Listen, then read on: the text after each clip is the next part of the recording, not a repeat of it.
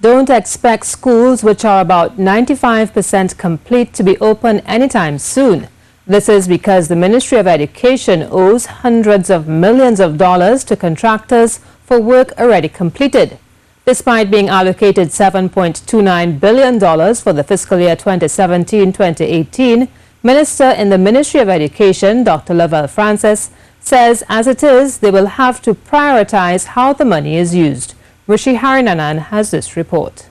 Parents have been protesting for months, possibly years, because their children have to go to school in old buildings which may not be conducive to learning. And this may not end soon. As the Minister in the Ministry of Education, Dr. Lovell Francis, told us, government will be prioritizing how the 2018 budgetary allocation will be spent. There are some schools that are housed in older buildings, but they can perhaps manage for a while. There are other schools that are in community centers, other schools that basically the setting is not ideal for education. So those factors are the ones we consider in terms of how we spend the money. But it is not the case that we will at this point have enough money to really finish all the schools we want to finish. And if you're expecting to move into a new school because construction was almost complete, you might have to wait a little bit longer.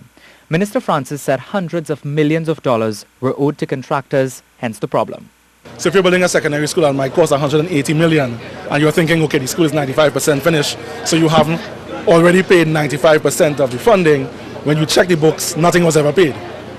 So basically the entire sum owed is still on the books, which makes it very difficult in a time of recession to basically complete the schools. So what we have to do is basically cut our cloth to suit our body. He said parents need to understand what's taking place.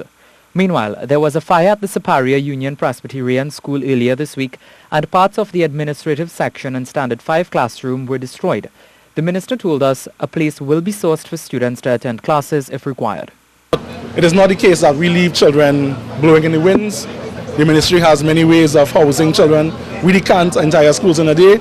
I'm sure we'll find some accommodations for them until we can do something fundamental to get that school situation rectified. And on the issue of gate, Minister Francis said government would save some money with the introduction of the means test. Rishi Harinanan, CNews.